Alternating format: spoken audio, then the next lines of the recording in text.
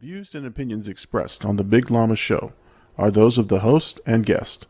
They do not reflect that of our sponsors, advertisers, or employers. Enjoy the show. Ladies and gentlemen, we are live! Yeah, it's SINA.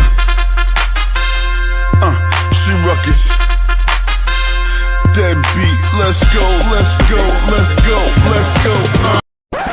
Wagon to the million, Louis V about that. Stacking paper limitless, what you know about that? I'm getting paper, seats in the club, hands up in the air. Wagon to the million, Louis V about that. Stacking paper limitless, what you know about that? Hey everybody, welcome to The Big Llama Show. I am The Big Llama. Thank you so much for joining us tonight. Sunday nights, 10 p.m. Eastern Standard Time, live every Sunday, the most consistent show on all of the internets. But this show, again, cannot be done alone. It must be done with a co-host. And so my host with the most, AD, is here. AD, man, what's up, man? How you doing? What's going on, man? Just trying to survive in these jail streets. You're a fugitive of the Twitch jail right now. I'm a fugitive of Twitch right now.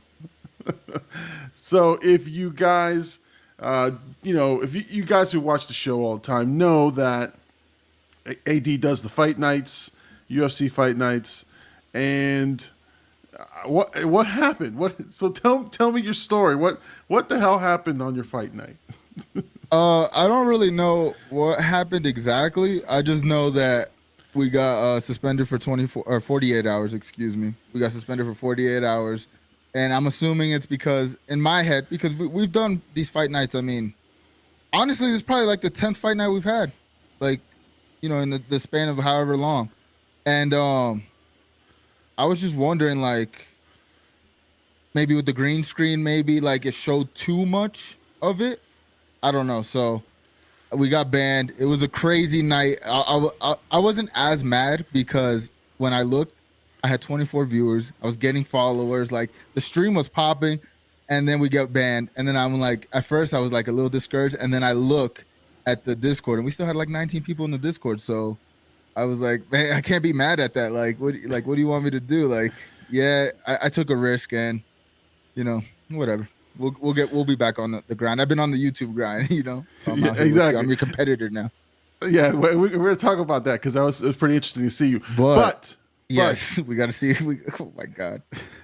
But look, here's something that might make you feel good. Someone's trying to bail you out of jail with the first ever super chat on our show. $50 super chat. Charles, our buddy Charles, who watches us every morning on the replay, has put $50 on the super chat in the free AD fund. Hey, thank you, Charles, man. That's awesome, Llama. Hey, your first money as a content creator right there, Llama. Let's go. $50 super chat. This is insane. That's crazy. Charles, thank you, man. You listen, anything you write on here. Hold on, here we go. He says it's my way of saying thanks. Hey, that's awesome, man. Holy shit, this is amazing. Thanks, Charles. I mean, damn, that's my first super chat, and it's a $50 super chat. That's insane. Insane. Wow. But yeah, that goes to the free AD fund. So you went to YouTube, and so you've been streaming on YouTube, and you got a couple followers since you started back on YouTube, right? Llama, I'm a star, man. They can't hold me down. And I think I was joking around. I was like, they saw my numbers going up. They saw the followers coming in. Like, they didn't want me to get a little fame off the UFC's name. So they took me out early. But I'll be back. I'll figure out a way to do it. Yeah, no. I mean, it was fun. And what happened is it was a weird feeling to see that you weren't on Twitch anymore. Like my I go on Twitch so often to support your channel that my Siri automatically recommends it. Like every hour on the hour, it's like, hey, you usually go on Twitch to an AD stream. Do you want to go? And I'm like, yeah, sure. Let me see if he's on. So it was weird not to be able to get to you. And then when I got on our StreamYard here when we were getting set up. They're like, "You've lost access to AD's Twitch account." And I'm like, "Oh God, it's serious. This is serious business." Yep. They took me out, but it really opened my eyes in terms of I really need, just in case this happens again. Like obviously next time I'm gonna be a little bit more cautious, and I'll get a copyright strike for this, and I think you get 3. I'm thinking it's a 3-strike rule, but they say if you don't infringe, it'll go away. So that's what I'm hoping for. I'm gonna, you know what I mean? But I'm gonna take cautious. I think the fight companions are one of the best parts of my stream, personally. Oh yeah, like something that I do, that I enjoy doing, that I feel like gets the community. I mean, like I said, we had 24 on the stream and 19 in the Discord. And after I left, like the numbers on the Discord didn't go down. So we're really building a community of fight fans that are watching every fight companion. So that's something I have to do, and I have to just be cautious of the rules. But it really opened my eyes to like, I need to get on my YouTube grind, because if something like this happens again, then I don't want to lose any momentum. You know what I mean? If it would have been a normal stream and I wouldn't have had 24 viewers, or it wasn't going as crazy as it was, I probably would have been a little bit more upset about it.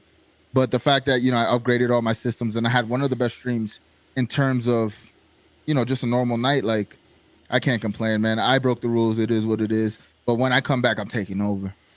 Yeah. Oh yeah. No, for sure. So yeah, hit us up in the chat. Let us know.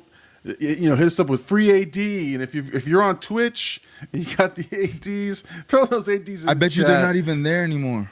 Oh, you think so? There's no way. If you're on the Twitch, throw some ADs. If they're not there, I'm gonna cry. Oh no! I've got one person watching us on Twitch, so whoever's watching us on Twitch, man, check it out. See if you can throw some ADs up in the chat for sure. Yep. Oh, that would be devastating. That would be devastating. You can't throw ADs in the chat. That's crazy. Let me see. There's Big Homie did it. Let's go. Okay, so there are ADs in the chat. Okay, Big Homie. They're still there. They saw the numbers. Yeah, thank God. At least something of me is on Twitch. A piece of me. A piece of you is still there. All right, so let's go to the chat. Let's go down the board here. You had Ace Satir. She was letting us know she's in the building. What up, Ace? Now, there was a little bit of controversy between her and Gabe talking about who was first. I clearly see at 9:51, Ace. Damn, son. And Gabe was like 2 minutes late. We were first together. It doesn't count. He's taking her credit. He's taking her credit. It doesn't count. She was here first. Nope. See, they're going back and forth. If you're not first, you're last. Charles hit us up, and again, before he dropped that generous super chat of $50, he said, "Good evening, guys. Just wanted to say hi. I enjoy the show, but work tomorrow. There's something I wanted to do. We'll let you know in a few." So, and that was the super chat that he dropped. That was the 50 bomb. 50 bomb. Yeah, that's awesome. That's crazy. That's crazy. That is awesome. Jay Birdie's in the building. He's saying, "Hello, folks."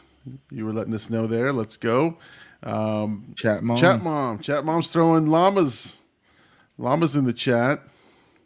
We're getting the free AD. Let's go, free AD. Hashtag free AD for we sure. need that on a shirt.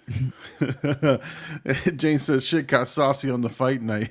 Yeah, too many people and they caught on. I'm serious, because it was climbing pretty fast. I was like, I think honestly, like we saw last time that we had a fight night was my most viewed stream, and I saw the trajectory going up even faster than last time. So I was like, dang, maybe the people that from last time like remembered my stream or whatnot. But it went from like 7 to when like the prelims got to the middle, went from 7 to like 15 to like 20. So I was like, damn, like my projection of the stream, we probably would have hit 50 or more. Yeah, no, I mean you would have been up there like that one night where we went insane. Yep. And we had the hype train and we were like, betting our shirts and shit. Again, Charles said was his way of saying we thanks, really Gabe. appreciate that, Charles. That's amazing. Yeah, man, we can't say that enough. He said good night. See you the rest of the show. Gabe saying free AD. We had Big Homie let us know there. You he says never Big take Homie the says never take the ADs are always there. No one puts AD in the corner. Nah, let's go. That's love. Let's see. Jay Birdie was on Twitch. Birdie, let's go. He wanted to let everybody know the ADs are still in the chat. Jane says your screen was covered more than normal this round, so I really don't think it has anything to do with showing it. Did you have audio playing of the UFC Fight Night? Yeah, but I always have audio, so that's why I'm confused. Because the only thing different that I did was normally I go in the Discord with you guys, and I use the Discord to cover most of the fight. And this time I had the green screen, so in my head there was just too much, in the background. And I tried my best, like I made my face a lot bigger. I tried to do it, but at the end of the day, I did what I did. It is what it is. Now I got my beautiful $500 mixer. I can mute the sound and we can hear it, and the stream won't. And we'll do it better next time. But that also shows me, like those fight companions are needed, especially on Twitch. Like for me to get boosts like that back-to-back fight nights, like there's a niche for them. And obviously people want to watch the fights, you know what I mean? And we're pretty much providing a service in the Discord. So yeah. No.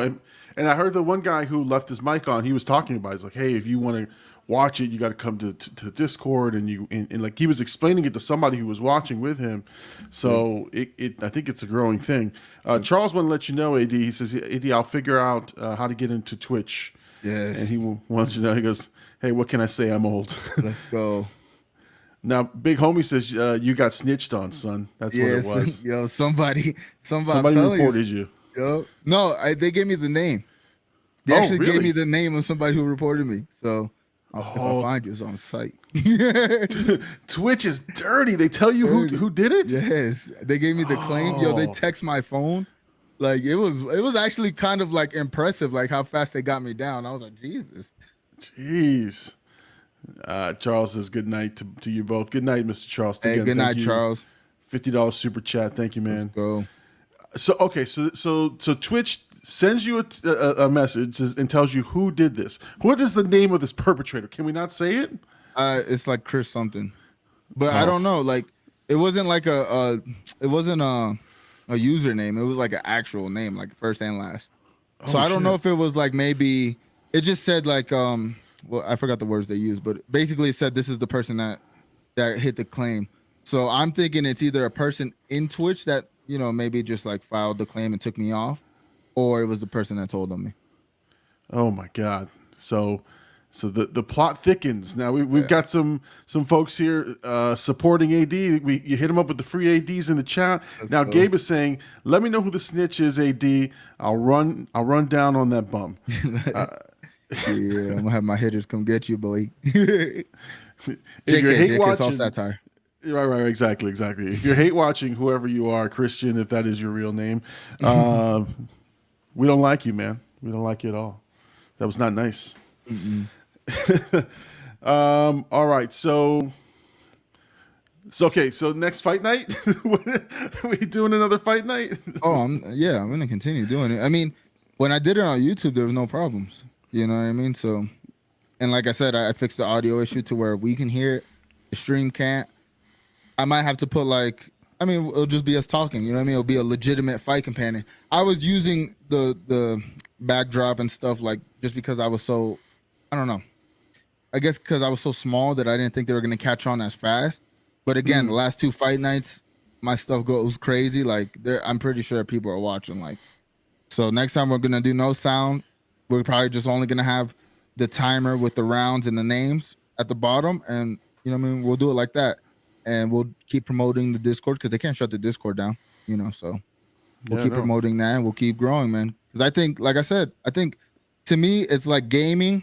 Our talks that we have sometimes on stream and the fight nights are like the three components of my stream right now that are working really well, and I honestly can't lose the fight companion, honestly. No, for sure. I mean, it is good. Again, it's a great service, and it's a lot of fun. A lot of people coming in and out of the chat. So let's keep that up. So again, the free ADs, put them in the chat. Show some love for AD. And when his Twitch channel comes back on, make sure you like, share, subscribe. You do every lot of good stuff. Let him know you have some love there. Gabe over here. I'm gonna need your special button today. Yeah. Now you can read it. You can read it. you snitch, mother. Oh, we are just upgrading the level of the show Every week, man. Every week, and we're degrading the level of the show all at the same time. No, so guys, again, AD is he went out and did some shopping, man. He did some upgrades, and so you should hear obviously better sound quality coming from not only his streams on this show. So really happy about that. Now, AD, this is the show before I'm off. So I'm off next week. Yep. So I don't know what you have planned. I'm just gonna put it up there. You've got full reign of the show next week, next Sunday. Yeah, I'm gonna have to figure something out. Maybe I think the best option might be a pre-recorded thing, and we just run it, normal, whatever. But we'll figure it out because I will also be in Florida, so I'm hoping that doesn't. Oh, that's right. That's right. That's right. You're gonna be in Florida, so it's a travel. We're gonna have to call the B team in. We're gonna have to get like Jay Bird and like Gabe on the Big Llama show.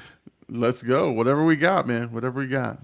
All right. So this week on the show, the topics we're talking about throughout the week. One was Miss Marvel. I know you wrote some pretty good tweets on that.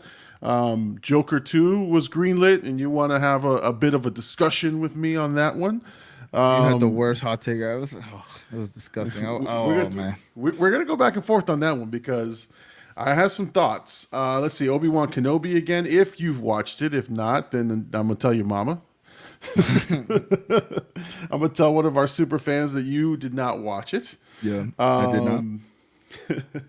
And then any Q&A that comes up as we sort of go through the show. Let's see, we got a couple of things here. Gabe with the eyes. This is my moment. He's gonna seize the moment. It'll be the Roman 2 Raw show featuring Birdie. If we put them both on live, they're just gonna argue with each other the whole time. Yeah. Honestly, that would be funny content. We wouldn't be able to do it on your channel though. No. The thing is, we wouldn't because Birdie can control himself. He knows what it is. But Gabe, for whatever reason, I was watching it back. I was watching the episode we had everybody on. Was it the 50th episode or whatever? Yeah. By the way, we hit 100 views on that, which was fire. I was watching that back, and that man cursed like 3 times. I'm like, bro, every time he comes on, this is a clean children's show, dude. Within seconds, he was already just like, ah. I was like, that's what we need. We need for him is automatic. Yeah. Let's see. Big Homie says, do Obi-Wan anyway. Yeah, I mean, me and Big Homie have been talking about Obi-Wan all week, so I'm pretty, you know how I am. I'm knowledgeable about the season. I just haven't watched it yet, and I want to now that I've actually have conversations about it. I'll get to it. Well, let's start with the hot take because I think that's fresh in our minds. Okay. And then we'll get into Miss Marvel because I think you and I both agree on Miss Marvel for sure. Yeah. Okay, so let's see. Hold on. I work in construction. It's a habit. It's okay, Gabe. It's okay, man. Yeah, whatever, man. We don't judge. Whatever you think. Whatever you say, dude. I love that, man. That's awesome. All right, so the big news that we saw this week was that Joker 2 was greenlit. They have I think a script that Joaquin Phoenix is looking at. He's reading, and so looks like they're going to move forward with a part 2. I tweeted that this is not. I don't think anybody should. It's not what we asked for. I don't know. I forgot what I tweeted exactly, but I wasn't in favor of it. And you immediately hit me back. Yeah, because listen, I'm a superhero genre fan, right? Joker's one of my favorite villains, and the movie we got, the first movie was an origin story.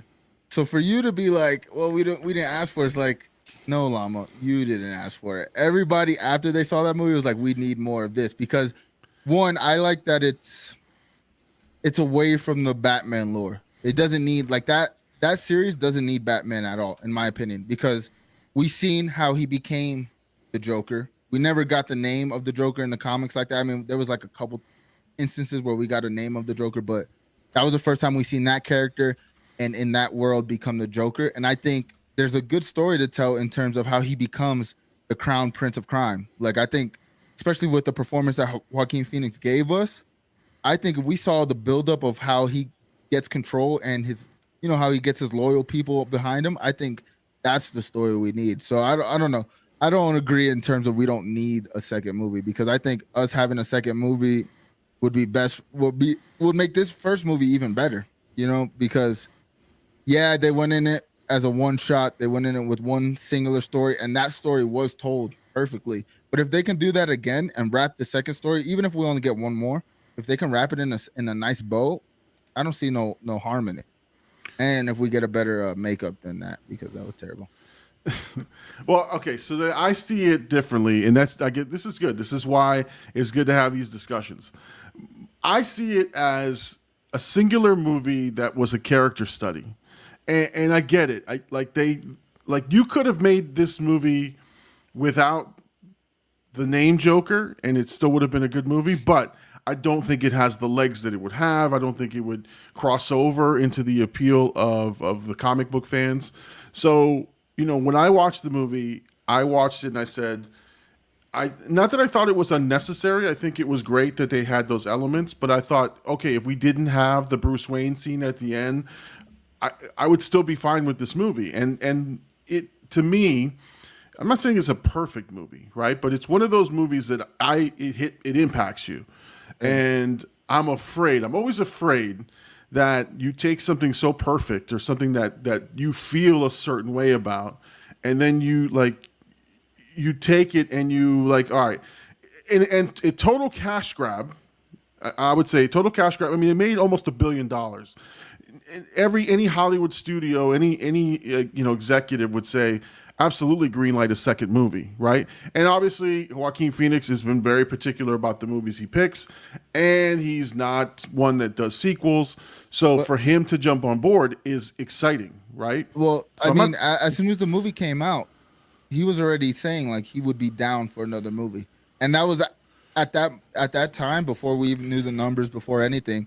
At that time, we thought it was a singular movie. But when you look at comics, this is right out of the comic book. This is an Elseworld story. You know what I mean? So this is giving us another perspective, another layer on the comic book genre, because now it's not necessary, especially with DC. DC's all over the place in terms of their storytelling. They don't have what Marvel has in terms of a cohesive storyline. But what I think this does opens the door for these realistic takes on these characters, like they've been trying to do, because I think that's what they've always trying to do. They tried to make Batman realistic, you know what I mean, with the Heath Ledger, the Dark Knight series, and Heath Ledger's Joker. They tried to make that a little bit more grounded, but there were still superhero elements. I think this was totally grounded in terms of a story, and like I said, an Elseworld story, to where there's so much we could have got more of. I think some of the people in the movie, like the Zazie B, what's her name? I think Zazie B. It's not Zazie B. I don't know, Zazie something. But the love interest, I feel like we could have found out if she was real or not. These are things that we could dive in. I think there was more story to tell with this character. At least that's how I felt, even leaving the theater. And I wanted it because I enjoyed it. But now that we got the greenlit, I like the idea, man. I like this Joker, and I want to see what they can do. And I think it will revitalize DC's creativity and what they can do with some of their characters. Yeah, and listen, as long as you don't cheap it out, and now there's a Batman and there's this and there's a Joker, a Riddler somewhere in here, I think I'm okay with it. A lot of the first early rumors is that the titling that he was reading, I guess the script he was reading, is like more than one person. Or two characters or something. I forgot what the translation was. So people were speculating there could be a Harley Quinn, there could be another Joker versus Joker type thing, and I'm like, all fascinating things. I'd prefer to see just something else to do this thing. I'm particular to this movie because I felt like it was as close to perfect as you can get. It made the money, it got the awards. The performance was great, and I'm afraid it gets screwed up, like almost like The Godfather, right? Godfather 1 and 2, one. Again, I wasn't around back then when they made both of those, so who gives a shit, right? But when you have a masterpiece and you follow it up and you strike gold twice, when they went for back the third time, you were like you got a really subpar movie compared to the original. So that's what I'm afraid of, is that they jump the shark here and they make a movie, and all of a sudden, you know, you sort of lose the luster or the effects that you got from this movie. I mean, this particular scene that I keep referencing here, I mean, this is the final, one of the final scenes, which is like, if you go back and watch this particular scene, like, it doesn't matter if you saw the whole movie, the tension is there, the elements are there that make it spectacular.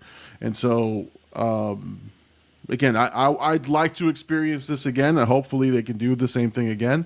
But that's why I think they will. But I think also what helps this movie, what helps the second one in terms of what you're saying, like maybe them, you know, adding Batman and stuff. I think the success of the Robert Pattinson Batman and how people perceive that and the world they're going to build around that with the HBO series, I think that helps this movie tremendously, because now it's like, we don't need Batman. I think Joker as a character is super layered. I think there's so much stuff we can go with that we haven't seen on a big screen in terms of the Joker. They can pull a lot from different iterations of the Joker and add it to this. But I also think Joaquin's performance as what's his actual name in the movie? I forgot. Yeah, I forgot. But the character itself, before he becomes Joker, because at the end of the day, he wasn't even called the Joker. Like, he didn't give himself the name. Nobody called him that. You know what I mean? The character itself was layered, and I think that's the most interesting, because there was still, though he was kind of crazy, there was still a good heart in him.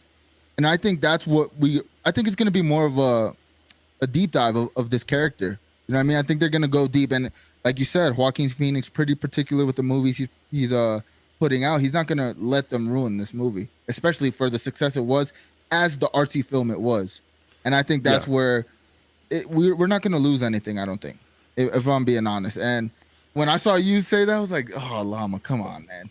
Come on. Don't be that guy. But I understand where you're going, because if they do ruin the movie, because there is a chance they could, it would suck for the overall. You would even want to put them together. You know what I mean? So right. I just don't want to see them just like go for the money grab and then put in.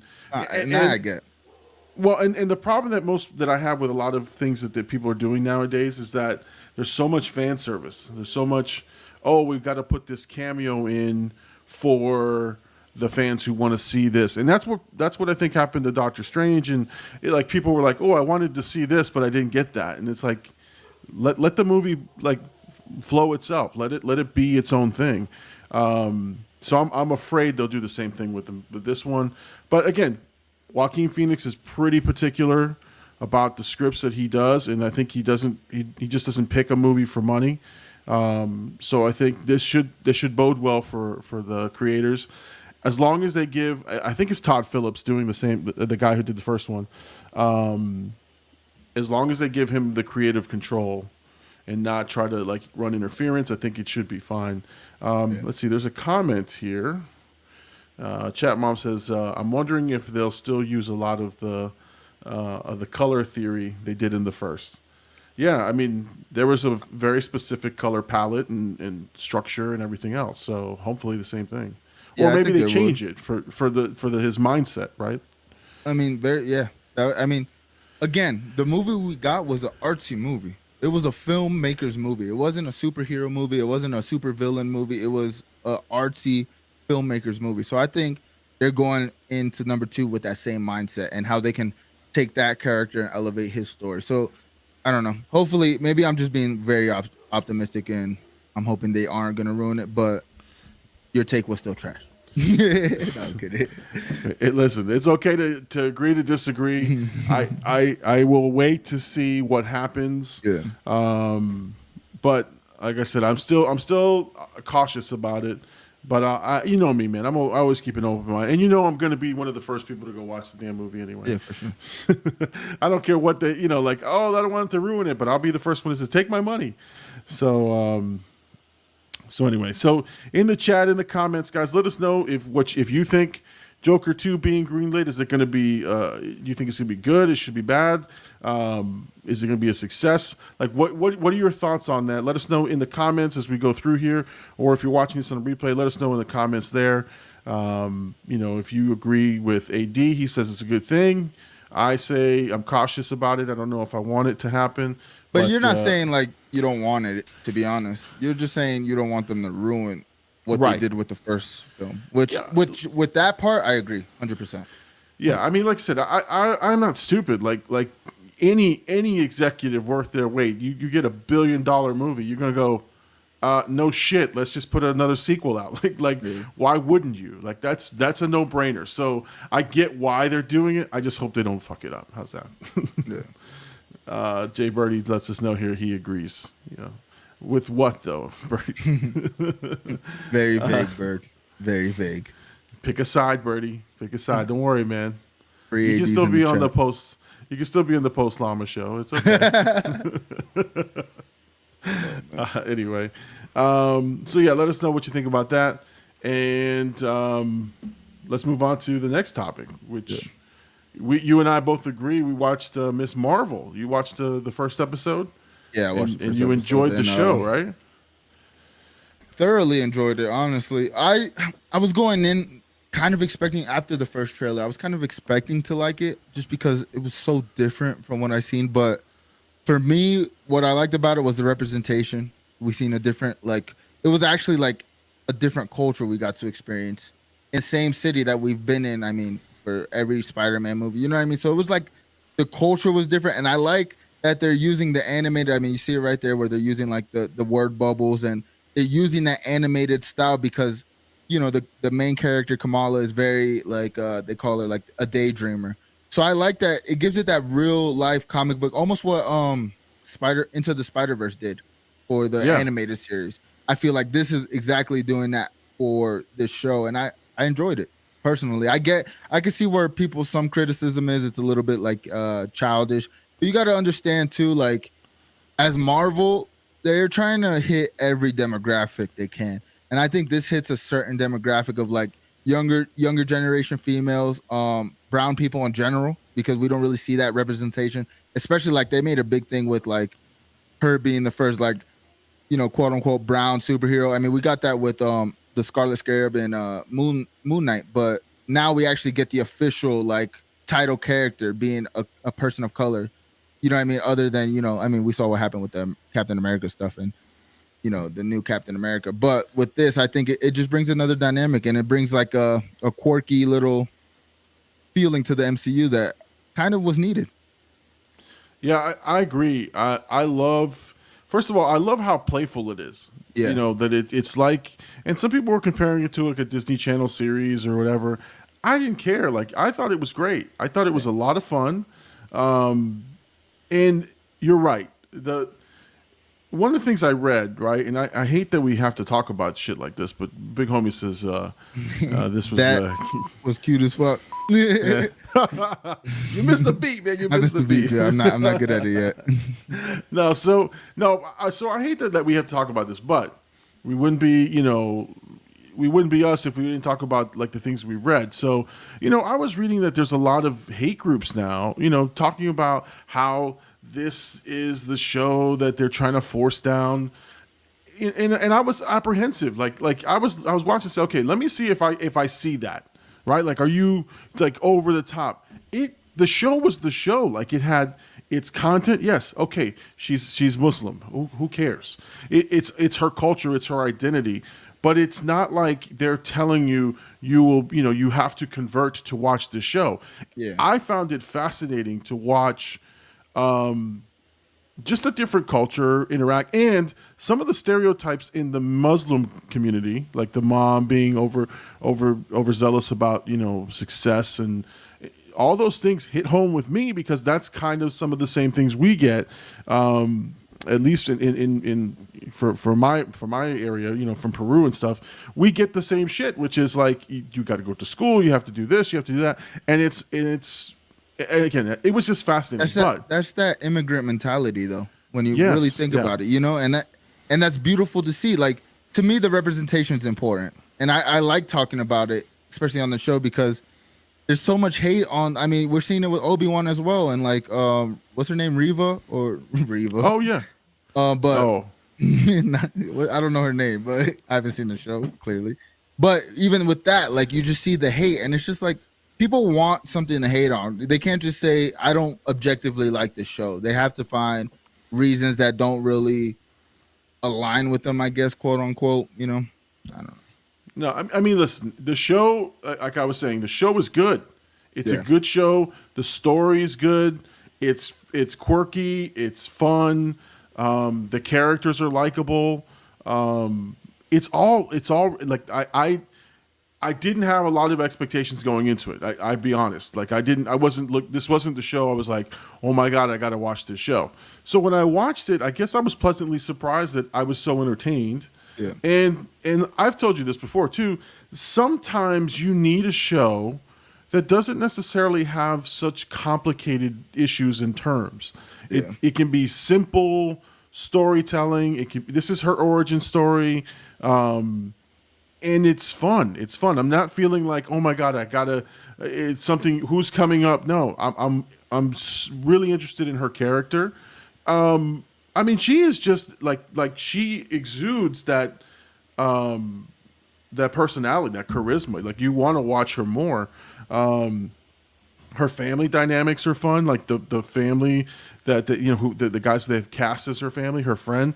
All of this stuff is just, it was fun. It was a lot of fun.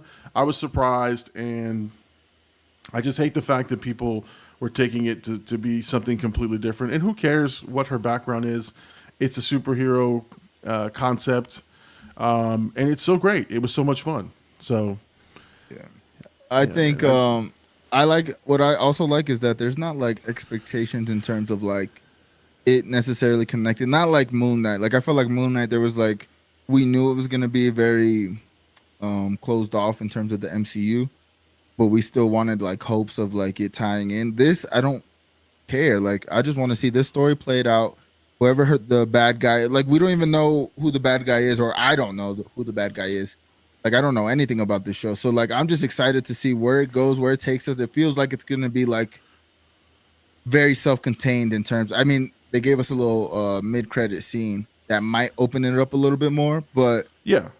how the show felt, it felt like it was gonna be very contained to that street level superhero thing that we haven't really seen in the MCU. Because even like Spider-Man, who is a street level character in the comics, we got like a more grandiose version of that in the MCU. So I'm hoping we stay street level with this. I hope, it can tie in if it wants, but I just want to see this story played out and see her character develop as a superhero.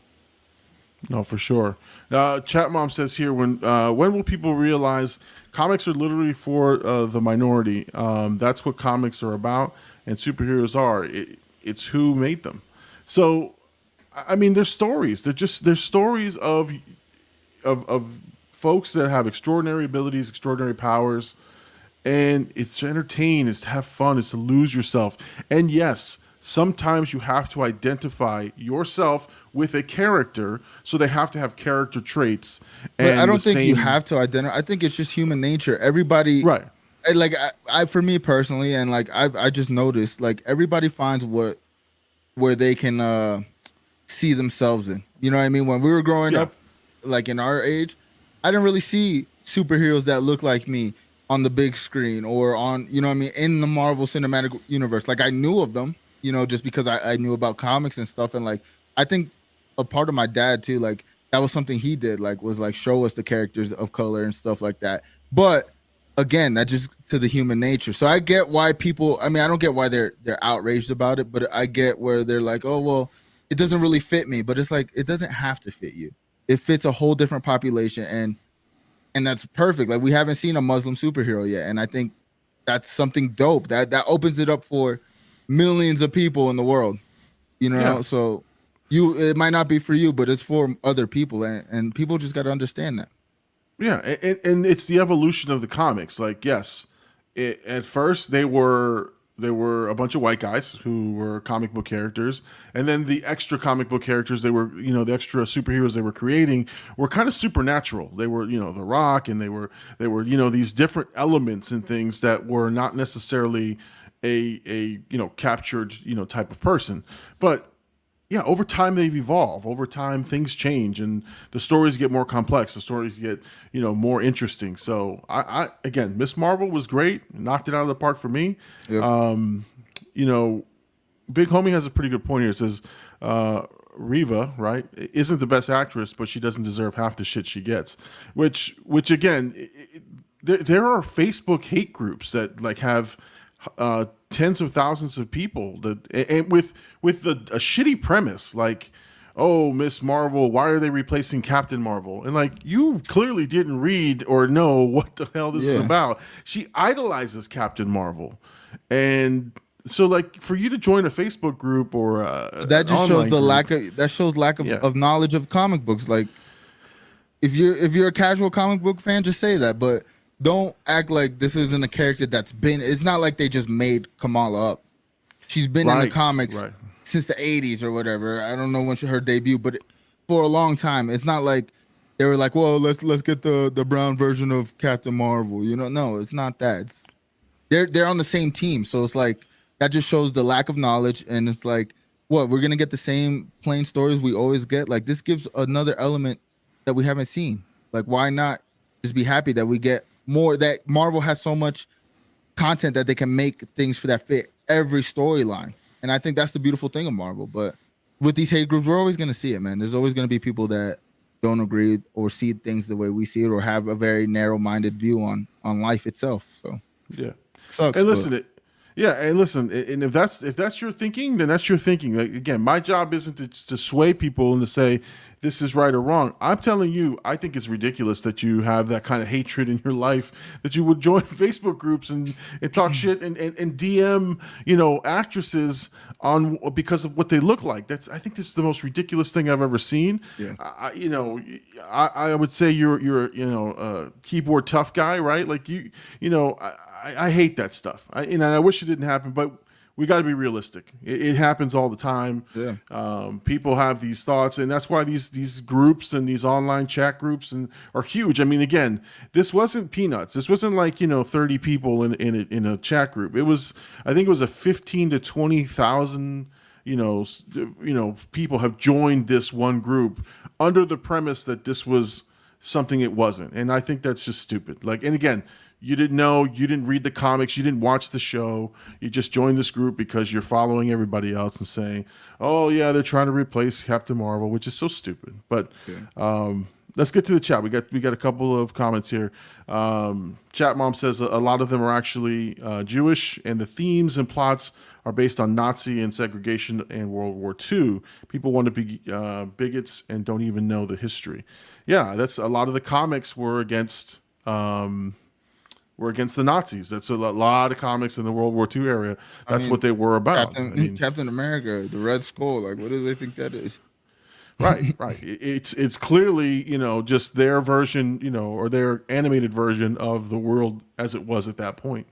Exactly. So, Hercules Outlaw. Hey, welcome to the chat, Hercules. And I think you had hit me up with Llama was in the house, but it wasn't appropriate for this segment. Hercules says, Miss Marvel is even in the Avengers video game, isn't she? It's not like this wasn't brought up before. We've seen her in a role, and now they're building off of it. Of course. Yeah. She's an established character. It's not anything crazy. And so Kamala Khan, I've heard of her character before this show. And I'm the layman. I'm the guy who doesn't read comics like religiously. I'll dabble here and there. So I've even heard of this character. But I'll admit I wasn't like, oh my God, I can't wait to see the show. I just was like, all right, well, let's check it out. Pleasantly surprised. I can't wait for the next one. Yeah, I think the show's gonna be good, man. It's just outrage culture trying to do what it does. It's true. It's very true. All right, so let me know what you guys think about Miss Marvel. Do you agree, disagree with the criticisms? Are you, a member of that Facebook group? If you are, go ahead and unsubscribe right now. Get the I need out. exactly. I need subscribers, but not those types of subscribers. So, Yeah. listen, I don't expound my views on people. I really try to stay pretty neutral on things, especially because I create content for people to be entertained. But at the same time, I don't deal with that mess. So please, if you're in those hate groups, man, get off my channel. All right. So that's let us know in the comments what you think about Miss Marvel. Again, we enjoyed the show. We tweeted about it right when we saw it. It was really, really good. All right. So we're going to follow Big Homie's recommendation. We are going to talk Obi-Wan, but Obi-Wan, it's a love-hate with Obi-Wan because this last one we got, Darth Vader just annihilating Obi-Wan, like teaching him a lesson. And so, I loved it. I thought you saw the brutality of Darth Vader, which is something that people want to see. And honestly, it adds to the why people were so freaking scared of Darth Vader in Episode 4 of New Hope. And I think that's what they've been trying to do with Rogue One, with all these like little inserts, is to sort of show why he was such a feared guy. Because honestly, after Episode 3, Revenge of the Sith, he seemed like a likable Darth Vader. You felt bad for him, right? But what you forget is how ruthless he is and how he killed. Again, in Episode 3, there's no way you felt bad. I was about to say, there's no way you felt bad for him. He killed a bunch of kids. Well, listen. He killed the younglings. Come on, bro. The younglings had it coming. Anyway, no. What I mean is you sympathize with the character. You understand why he turned. There is real manipulative, sort of things in place. So you kind of feel like, oh shit, that turn was just something that wasn't really him turning necessarily, but it was all the things that were in motion. But after that turn, he was a ruthless son of a bitch. Like that, all the comics, all the novelizations of him is that he's a ruthless killer. And so I love the fact that in this Obi-Wan series, you're seeing that. I mean, he's just indiscriminately killing people on the streets just to bait Obi-Wan to come out to duel. And even then, he's torturing Obi-Wan. He's like, hey, you burn me, I'm going to burn you. And so that scene was powerful where he purposely is just lighting the ground on fire, and then he's throwing Obi-Wan in there, and he's dragging him in there. And I love that. But we also got a glimpse of I guess it was a tomb of sorts of Jedis, and they had a youngling in it. Had a little youngling in there with his little helmet on that they killed and just said, okay, we're going to put you in part of our wall of fame.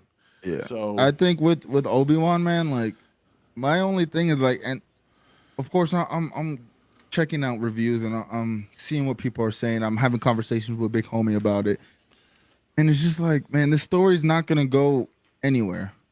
You know what I mean? And that's the sad part of it. It doesn't matter how good the show is, at the end of the day, the storylines aren't gonna take you anywhere. There's nobody I think you mentioned it last week. Nobody's really gonna be nobody's going to be in danger. When they do a kidnap plot on Leia, it's we know nothing's going to happen to her. We know nothing's going to happen to Obi-Wan, so it's you can show Darth Vader. And I think that's probably the bright side of it is that you get to see more Darth Vader on screen. And that's a fan favorite. That's again, the Joker. That's seeing more Joker on screen. People want to see that. They want to see them do what people know them to do. But in terms of the show, it's just man, I don't see the appeal of it. And I don't I want to watch it just to watch it because I've seen all the Star Wars things. But in reality, it's not pushing the plot forward. It's not giving us something we haven't seen before. So it's what to me, they got to let the Skywalker saga go. There's so many other dope characters in the Star Wars lore that we can actually have stories that will captivate people, stories that people haven't heard before, and it will bring new fans. I think you're just recycling the same fans that love. It's like, hey, you remember this? You remember that guy? Well, now look what he's doing now. And I think that's my problem with the show right now, personally. Yeah, no, I think you're right, because it's the same. I think I told you that there's just no consequence. Yeah. There's no consequence to this show, because Obi-Wan makes it to episode 4 as an old man. Leia makes it beyond this cat and mouse game that they're playing right now. So everything else is kind of like, oh, let's just put it together and show the story, right? So, yeah. And that's my problem, is that there's nothing in here that I'm like, oh dear God, what's next? Like, ooh, what's gonna happen? Like when Obi-Wan was fighting Darth Vader and he threw him in the fire, I'm like, he's getting out of that. Like, he's not burnt up in episode 4. Yeah. So like that's what I'm saying. The stakes aren't there. Like there's nothing that holds me to say, ooh, what's gonna happen next? I know what's gonna happen next. Even if I don't know how like it unfolds, he's gonna get out of whatever predicament he's in. Yeah. And that's the sad part of the show. And you're right.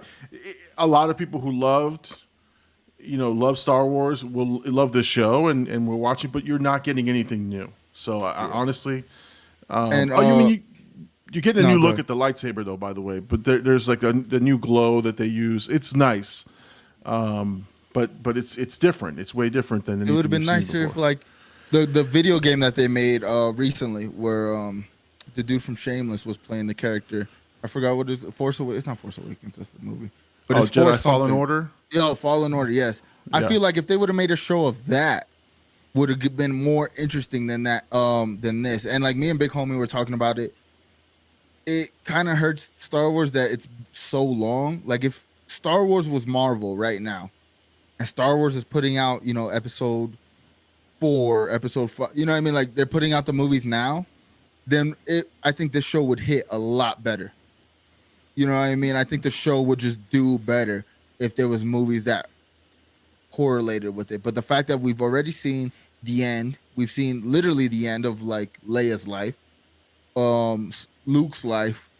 We've also seen how Vader turns back to the good side. So it's like you're doing all this just to show us again that he returns back to the good side. And like, you know what I mean? Like, I don't know, man. To me, it probably looks great. It's probably fun. You know what I mean? It's probably good fun. Even though I heard episode 4, like the writing was pretty bad and stuff in terms of just storytelling. But yeah, man, I don't know, man. We'll see.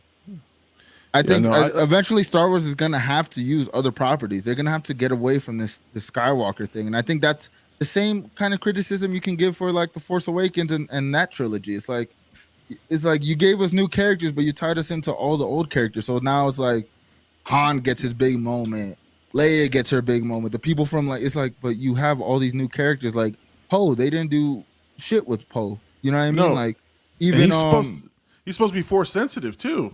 So it's like. What, like, you know what I mean? Like, there's so much stuff we didn't get out of these things. It's like you're hurting your brand by sticking to the same stuff that works. And I think that's just with Hollywood in general. You know, like me and the conversation me and Homie had was just like nostalgia wins at the end of the day. Like when it comes to these when it comes to like these producers and the money that they're looking at, it's nostalgia. They're gonna go for the nostalgia pool. Yeah, no, I mean, I agree with you. It's not anything spectacular for new fans, and that's why I think Mandalorian has been successful. He's a whole new character. You know nothing about this guy. He could die in any episode, and because his lore doesn't go beyond anything that you see. So there's, again, not that there's real stakes in these types of things, but I am intrigued as to what happens next because I don't know.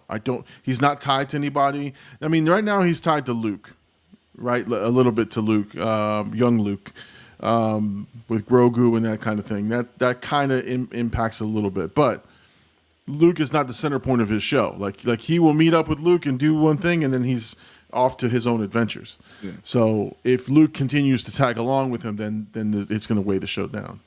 But But that's why Mandalorian, I think, was successful, and they've been trying to replicate the Mandalorian ever since it came out. I mean, to this day, Mandalorian had the most hype around it, had the most people talking, most people excited for the episodes.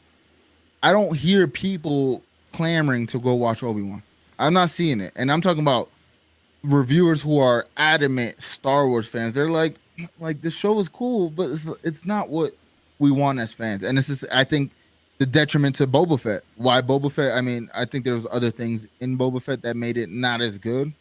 But just in terms of the stories, like, again, another character, we've seen his fate. You're not going to build tension in a show that we already know what's going to happen to this character, the main title character. And what saved Boba Fett? Like, what was one of the best episodes of Boba Fett?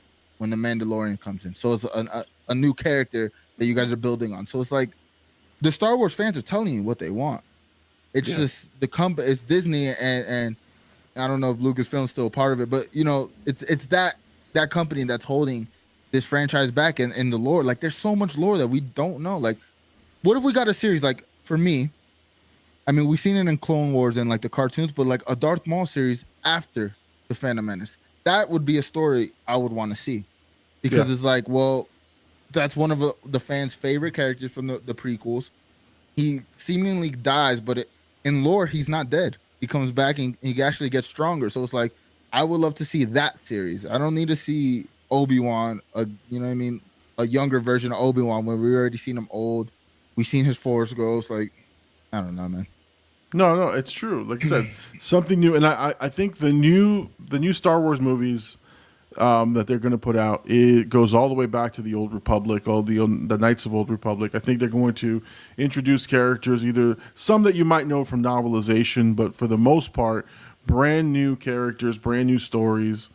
And I think that's the way to go. I don't want to know what's going to happen. I don't want to know that and I do not want them linked to a Skywalker or to anything like. I just want them to be characters that are brand new, and I want to follow their story and their journey and how it builds. And yeah, that's what I'm looking for in new Star Wars content. But we'll see what happens, and we'll see if that happens at all. All right, so guys, if you're watching Obi-Wan, let us know if you enjoy Obi-Wan. Hit us up in the comments. Make sure let us know if you agree with our take here, or if you disagree. That's okay. It's okay to disagree with us. It's all right. Just as long as you like and subscribe, that's all that matters. Anyway, all right. So let's talk about the UFC fight night. So, oh man, beautiful fights last night. So I'm coming out and saying it. Best card all year so far. And it was 275, right? UFC. Yeah, was UFC that the one? 275. Yeah, okay. Yeah, I'm trying to get the highlights here in the background. It was a fun night. There was some. I mean, it just was. Oh man. From the opening card, the prelims, and from when I started streaming, the first fight we saw, it was a knockout by Sylvia. I'm pretty sure Sylvia Juarez. Excuse me, she's super hot. But she knocks a girl out of them all. But when it comes to the main card, we open up with Zhang Weili versus Joanna Jędrzejczyk, which is a rematch. Their first fight was phenomenal, 5-round banger. I mean, like, people consider it one of the best women's fight of all time. And honestly, this fight did not disappoint.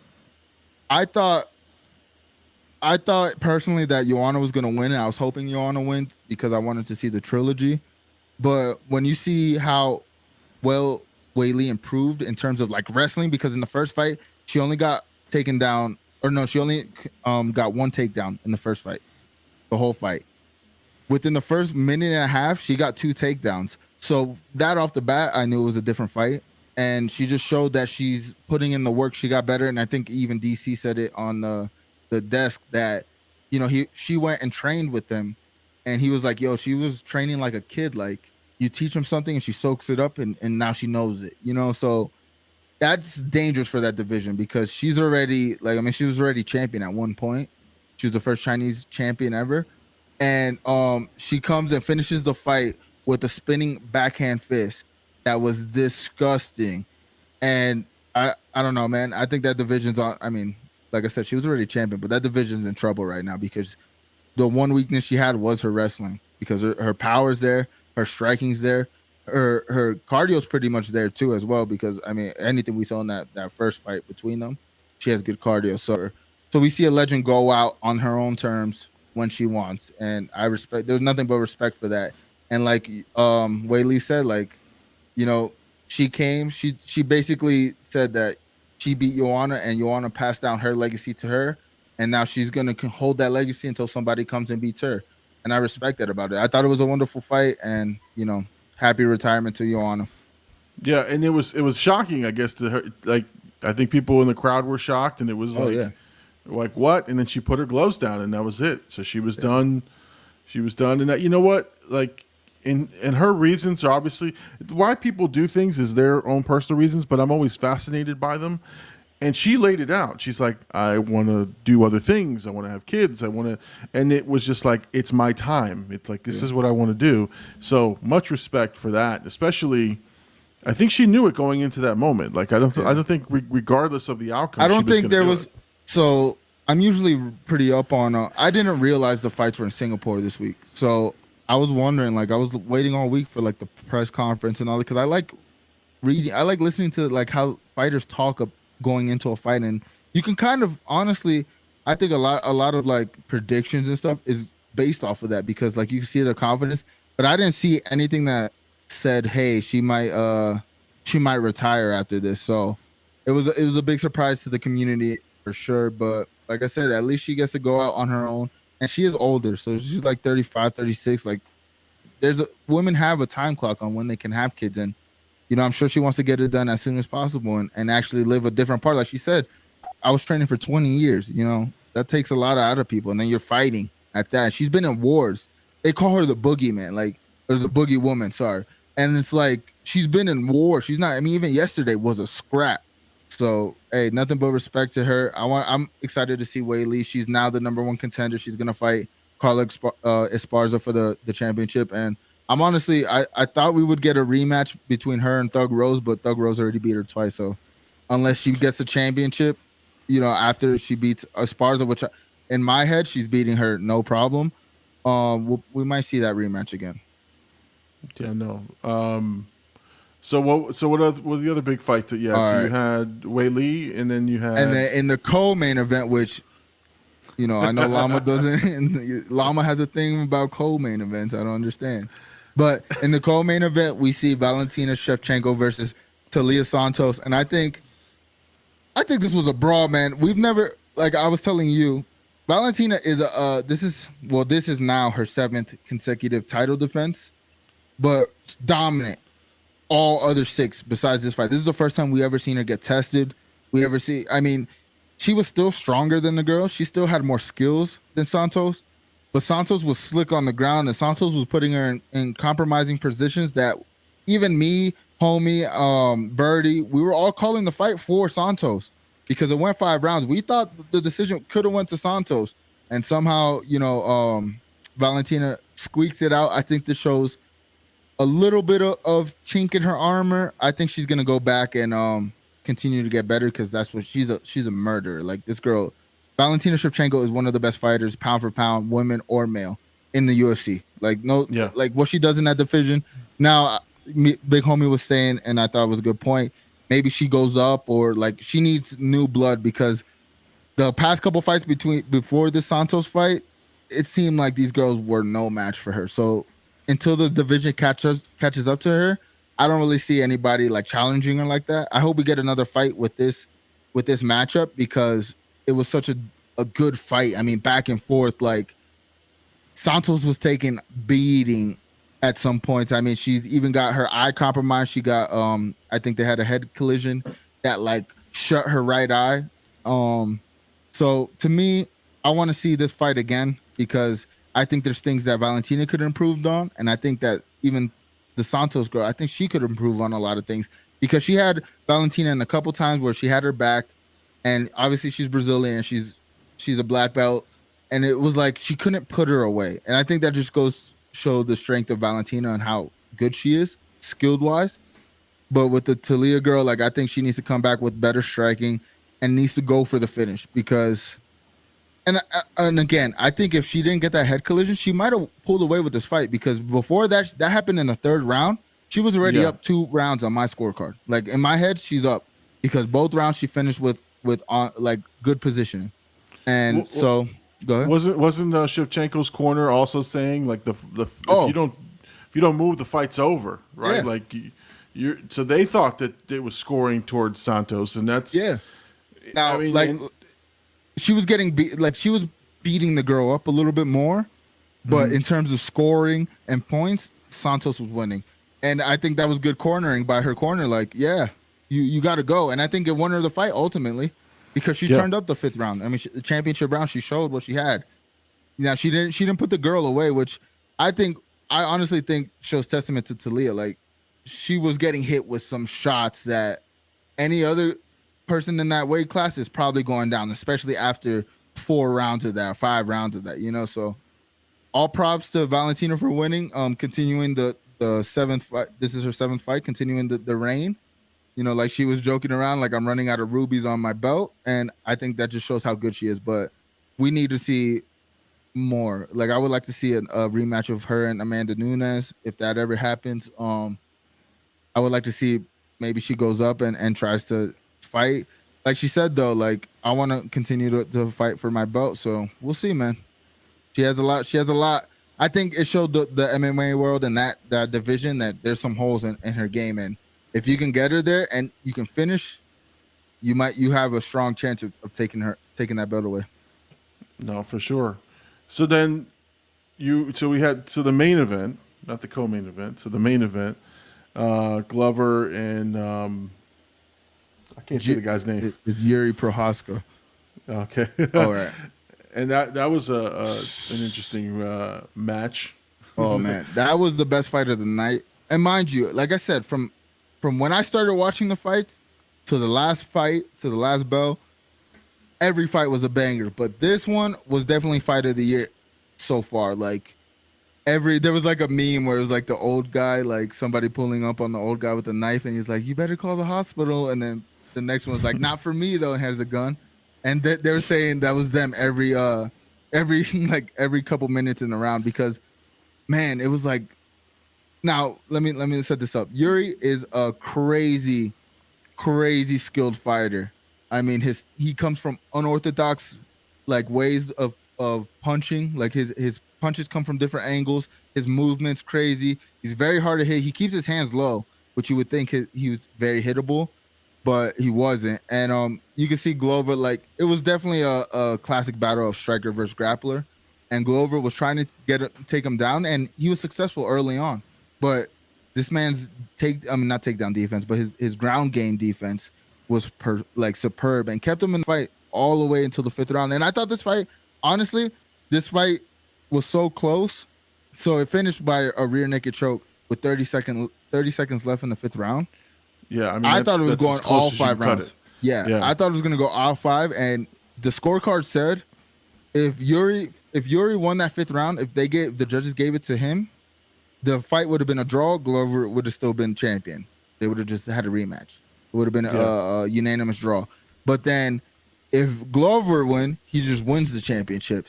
So he only needed to last 30 seconds. And that just shows the heart of this Yuri guy, because Yuri, again, is somebody who comes into this is his 3rd fight in the UFC. He's champion already.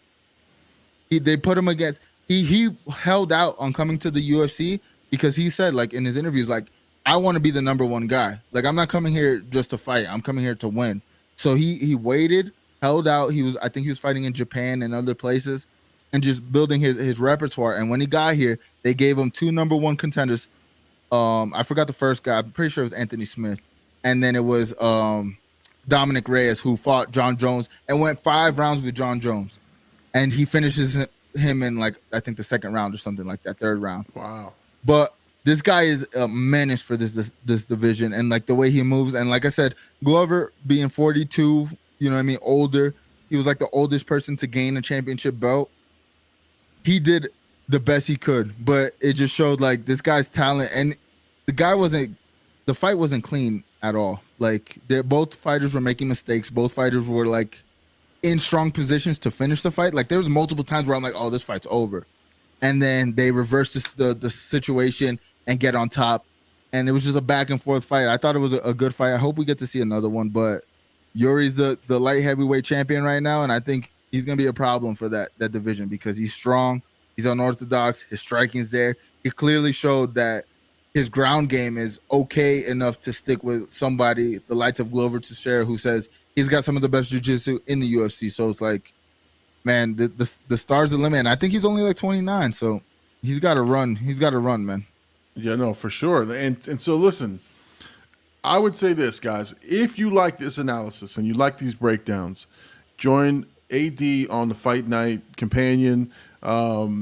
He does, I think you have these discussions on and off throughout, if someone is hitting you up on your Twitch stream.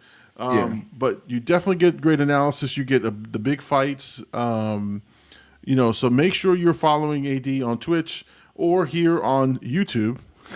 Which channel is it? Is the Blackout channel? Blackout? Yeah, Blackout. No, it's Blackout_AD.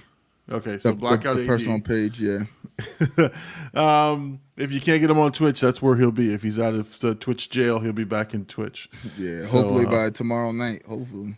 Yeah, no, for sure. It's weird not to be able to find you on Twitch. That's for sure. So again, UFC Fight Nights. If you'd like to watch them live with us, join the Discord, join AD on his Twitch streams, and make sure you like and subscribe. Make sure you share and let people know about those Fight Night Companions. They're very popular, and it's just a fun time to have with some friends. Get some friends, and all of you guys sign in, and then let's get that big fight feel for sure. Gabe wanted to give you an update. It says here, Chef Curry just dropped 43 in Boston to tie the series 2-2. They play Game 5 in the Bay tomorrow. Okay, so the I'm NBA convinced that's Finals. the only sports that he knows because he's been saying that all day. Oh, the basketball. Well, the Cowboys aren't playing, so Yeah. How about them Cowboys? All right, so I just wanted to, we're nearing the end of the show. Unless, again, we'll let the show go as long as you want to. So hit us up in the chat if you got questions or you want to talk about anything. I just want to let you guys know about a couple things coming up on the channel. First of all, True Lies was the last reaction that I dropped. It was dropped earlier this week. And so if you'd like to watch that, it's on the channel. I also dropped Stranger Things episodes 6 and 7 as a double feature. And this week I'll be dropping Mel Brooks's History of the World Part 1. Finished reacting and recording that one. So I'll be dropping that this week. And I will be also reacting to some of your suggestions. So what I'm going to try to do is before my vacation, before my cruise, is to complete 2 videos. One to drop this week, which will be History of the World, and a special one to drop next week while I'm on the cruise that will be scheduled and put out there. So be on the lookout for that. That's what I have going on in the channel. What's going on with you, AD? So what's going on after this? Are you doing the post-Llama stream or what's happening? Yeah, I think I'm going to stream something. I don't know yet. I might take a little break because it's hot as in my room right now. But yeah, I think I'll definitely be on. I just want to get my channel back and continue the grind because now I got the equipment all set up. It just sucks that, in the first day I stream with it, I go down. But like I said, I can't complain because the viewership was there. The community's building in the Discord. So we're just going to keep continuing to put out content, get better at this on-air personality stuff. I start media school. I don't think I've said that much on here, at least. But yeah, I'm starting media school coming out next month. Or no, at the end of this month, after I come back from Florida. So I'm going to be on the grind, man. I'm really going to take what I'm learning in that and create more good content for all of us. Big Llama Show, the Big Llama Nation, Blackout, all of it. So I'm excited, man. I think this is going to be next couple months are going to be really good for us in our channels. No, for sure. And listen, guys, let me just say something about AD. And this is no bullshit. Just me being honest. The dude cares about his content, and he's always thinking of new ways. He gives me a lot of feedback. Him going to school for this, him trying to better the content through his knowledge gain is just impressive next level shit. So trust me, guys, you want to get in on the ground floor of following this guy, going to his Twitch streams, follow him on all the socials. I'm telling you, you are going to see great things from AD coming up, and hopefully his channel continues to grow. I will be here to support as best I can. But trust me, guys, when you see somebody putting in the work, putting in the time and the effort, it's an amazing thing. It's an amazing thing, and you're going to see the differences in his channel. You are already seeing it. The quality of the audio, the quality of the visuals, all of that's been improved over the last month or so. So please, just trust me. Get in on the ground floor. Subscribe to this guy's channel. Like his YouTube channel. Again, like him on the social media sites. Make sure you're following, because again, that's how we built this brand. And let your friends know about the Big Llama Show. Let them know about AD, so that we can continue to grow. I'm going to have to just shout out everybody. I mean, since we've hit 1,000 subscribers, every day we're hitting 15 to 20 more. It's growing fast. So trust me, I'm thankful for that. But I'm telling you, it's going to get way better, and you're going to be like, oh, I remember when we first got on. And if you're going to be one of those guys, the legacy members, right? That would be great. Let's see. Big Homie's got a comment for you.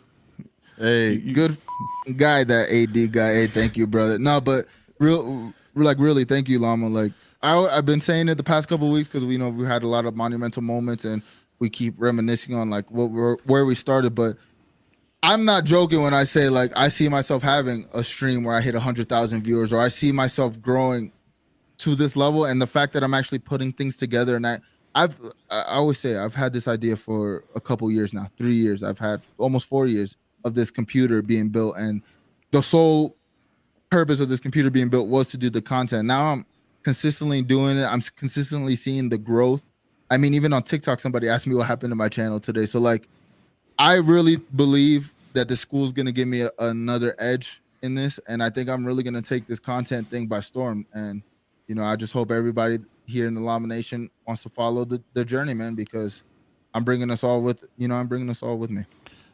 No, man. Again, this is what we do, man. We're going to get better. The show gets better. The most consistent and best show on the internet, hands down. I don't care what you say. Although I will say this, man. And as we're wrapping up the show, there's a gentleman that I'm networking with. He's on streams at night, and so am I when I'm doing my editing. But just learning from other content creators, man. He just kind of opened my eyes to the inner workings and sort of the what he feels is great content. So I'm trying to learn as well from everybody. So for sure, guys, listen. Big Homie's got a good suggestion here. Vlog your experience. I thought about the vlogging, especially because now, like, it's hard to vlog with the lifestyle I've been living the last 6 months of just constantly streaming. But now that I'm actually going to go outside and be around other creators, and that's the thing, that's a beautiful thing about going to school, is that I'm going to get to meet people that are in this industry right now, or get internships in radio industry, or wherever this journey takes me. So that's a good idea, because now I actually have I'll have the place to go and make content. Like I said, I want to keep getting better at this, and I want to do more than just stream every day, stream Call of Duty or whatever I stream. Like, I want to expand. I like this talking form. I want to get better at talking. So, I mean, like I said, the next 8 months of schooling, the next 2 years of content. I mean, you've seen what we've done with this last year with the Llama Show itself, just the Llama Show only. And then you take what we did with our channels on the side. Like, I think the next couple of years are going to be big for us, man. I truly do. For sure. Hercules says, I say vlog for sure, dude. Hey, they want the AD vote. Yeah, man. Jay Birdie says, good job, fellas.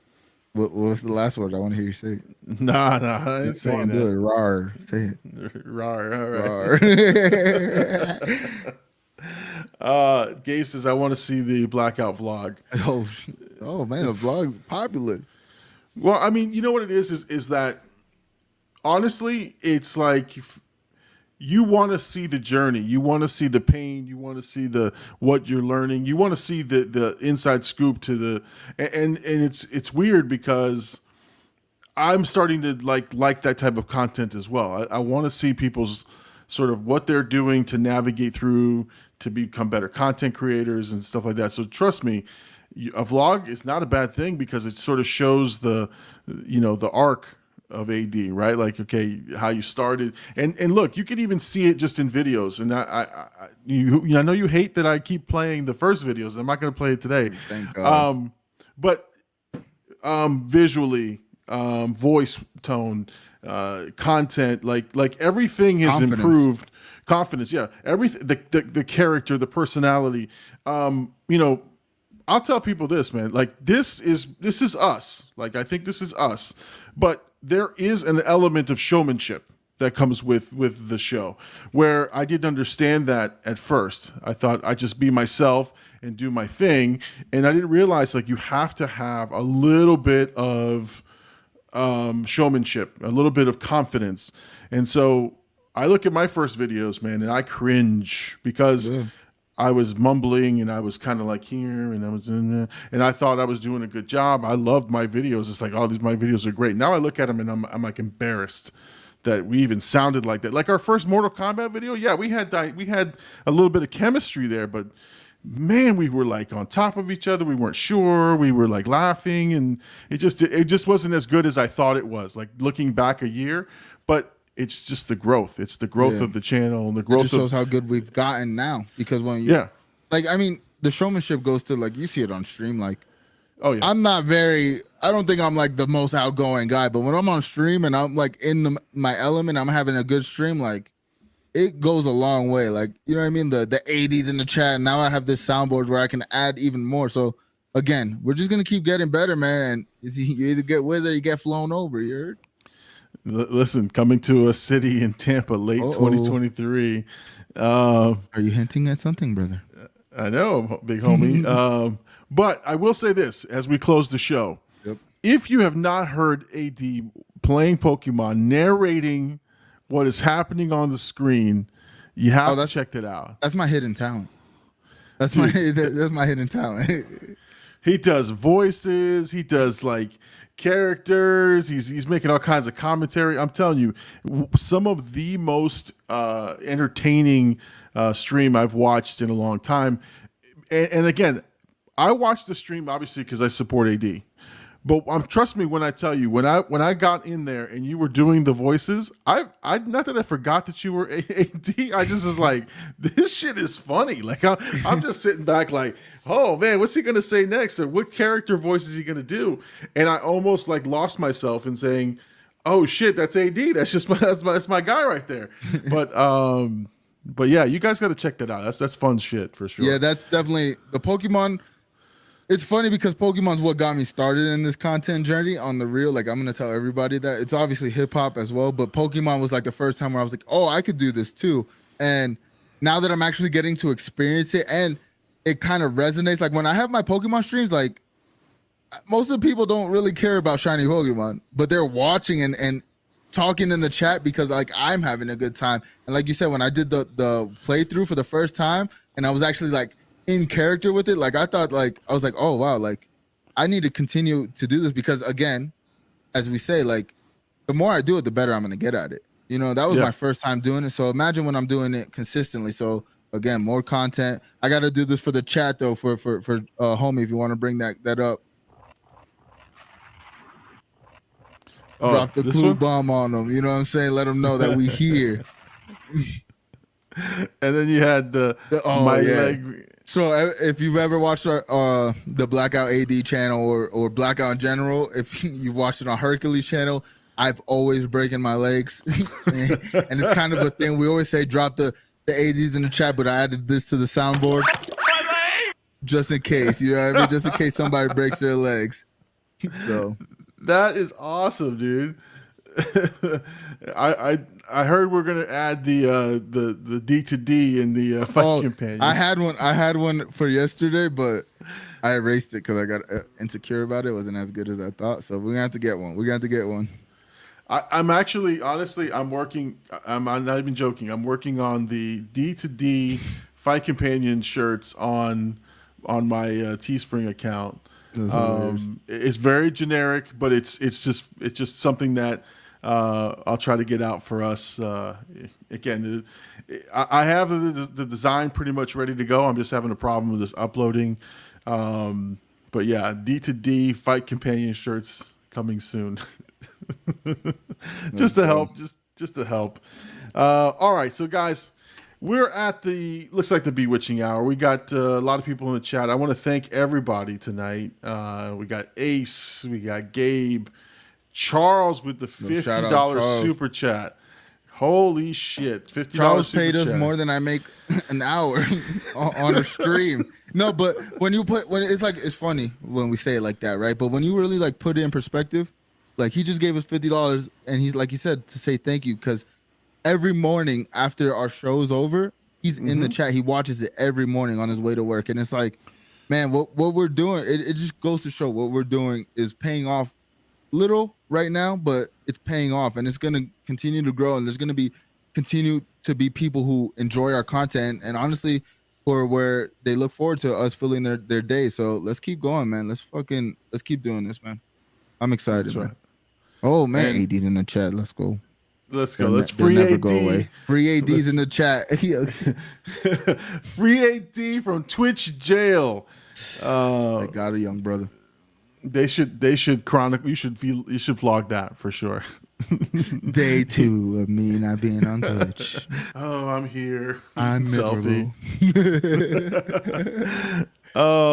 Gabe says, thank you guys. Best show on YouTube. No cap. Let's go. Yeah, man.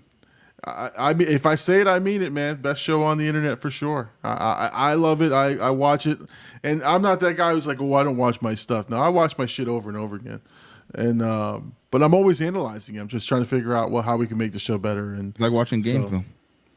yeah, no, for sure. And I'm watching other reactors and other commenters. I do the homework, man. So, here we go. Let's go. Free Give me AD. the free AD shirts. Oh God. I can't, the love I've got, like, obviously it's the same people that always show us love, but I think about it like, if this happens on a grander scale, like, imagine the movement we could get out of the free ADs. Like, we might have to get banned on purpose. Guys, tonight's the night. Free AD. Jump over to my other channel. Tonight, we riot. We're going to storm. We're going to storm Twitch. Oh, no, we can't say that. Somebody got banned for that. Oh, did they? I swear. Anyway, all right, guys. Well, listen, thank you everybody for joining us tonight. It was a fun night. Again, I will be on hiatus. I will be on vacay. So AD will be coming up with either something or a pre-recorded session. At something the very for least, it's going to be pre-recorded. Right. If there's a way we can go live, even if we do 2, if there's a way we can go live while I'm out there, I will definitely try to go live. But I don't know by Thursday. You know what I mean? Like, it doesn't make sense if we don't have the right equipment out there, and I have the equipment here. Why not put something? Again, we want the quality to be good. We don't want it to be a half-ass show because Llama's not here, and we just want to put something up just to put it, So I think if we pre-record it, it'll be dope because then, most of us can be in the chat together. And last time we did it, it wasn't bad. No, it was actually pretty good. Gabe says this man vacations. Are you bringing the kids with you? I was wondering. Yeah, we're going. Nice. We're going for a week, man. It's a week-long cruise. We leave Saturday, and so I'll be out in the high seas on Sunday. I don't think I'll have reception, and I need to disconnect. So I really do. I will try not to. Although I don't know, maybe I'll jump in. Hey guys, I'm on the ship with shitty ass Wi-Fi. Yeah, for real. But no, like you said, you need a time with the family, man. Especially times like these, like it's more important than anything, and it just rejuvenates you when you come back. I guarantee when you come back, you're gonna be on the content grind. Yeah, for sure. Like I said, I'm gonna try my best to. I definitely got something coming out this week. Because I'm ahead of schedule, I can record something on Monday and try to get it out for the following week. So you won't, from the channel perspective, you should have the same 1 week drops. I just won't be here for the Sunday night live show, and then I'll be back the following Sunday night for the return show. Yes, all right, guys. Well, listen, I want to thank everybody for joining us. This has been a great show. He's AD. I'm the Big Llama. Thank you guys for joining us. Have a great night. We'll see you next week, Sunday night, 10 p.m. Eastern Standard Time. Laters.